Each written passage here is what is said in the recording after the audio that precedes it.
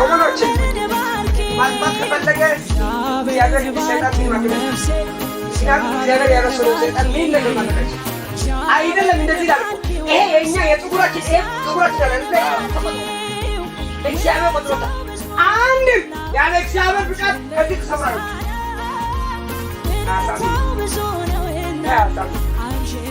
ባንተና ባንተ መካከል የወሰነው ውሳኔ ጋር ሰይጣን ይጠንቋል። እኛን ደግሞ አርበባሽ አርጎ አሜን አሜን። በጣም አባል ይህ አምልኮ የተለየ አምልኮ ነው። ሁለተኛ ዜና ምዕራፍ 20 ከቁጥር 1 ጀምሮ ያነባል። እግዚአብሔር እንደዚህ ይላል፣ ውጊያው የእግዚአብሔር ነው እንጂ የእናንተ አይደለም። አሜን አሜን።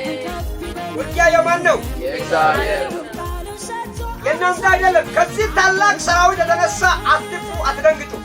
ነገር ግን በእነርሱ ላይ ወርዶ እርሱ ለጸጥ መተላለፍ ሽቅብ ይወጣልና እናንተም በኢዩኤል ምድር ባዳ ወደ ሸለቆ መጨረሻ ላይ ታገኛችኋለህ። ይህ ጦርነት የምትዋጉ እናንተ አይደላችሁ። ይሁዳም ኢየሩሳሌም ሆይ ቦታችሁን ያዙና ጸንታችሁ እግዚአብሔርን የሚሰጣችሁንና የማዳን እዩ። አትፍሩ፣ አትደንግጡ።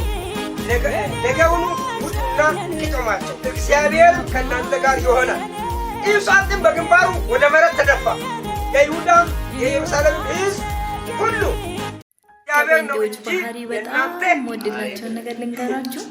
ጴንጤ ሲነካ ውጊያ የማን ነው? ሲነካ በስጋ አይገለጥም፣ የእናንተ አይደለም። ከዚህ ታላቅ ሰራዊት የተነሳ አትፍሩ፣ አትደንግጡ። ነገር ግን በእነርሱ ላይ ወርዶ እርሱ የመልስ ባለቤት አንተ ነህ። ዋው ደስ አይልም? መተላለፍ ጴንጤን አትንኩ። የጴንጤ መልስ የሚመጣው ከምድር እናንተም በኢዩኤል ምድር ፍቅርን ያስተማራቸው የሚያመልኩት አምላክ መጨረሻ ላይ መስቀል ላይ ሆኖ ሲያንገላቱት የነበሩትን ሲያሰቃዩት የነበሩትን የሚያደርጉትን ይሁዳም ኢየሩሳሌም ሆይ ቦታችሁን ያዙና ፍቅር የሆነው ኢየሱስ ፍቅርን ነው ለባቶች ያስተማራቸው። እግዚአብሔርም ደግሞ እምነታቸውስ የማዳን እምነት በጴንጤ ነው። በቃ አይታሙም፣ ጠንካራ ናቸው። አብዛኛውን ጴንጤ ኑሮት ሳይሆን የሚኖረው በእምነት ነው የሚኖረው። ከምን በቃ እግዚአብሔር ያደርግልኛል ብሎ ያምናል። እግዚአብሔር ደግሞ ያደርግላቸዋል። እና ጴንጤ አትንኩላችኋለሁ። የጴንጤ ምላሽ ከሰማይ የሚመጣው ጉዳቱ የከፋ ነው የሚሆነው። እና አማኝ መሆን ከፈለጋችሁ ጴንጤ ሆኑ። ወዳችኋለሁ። ከምን ሻለው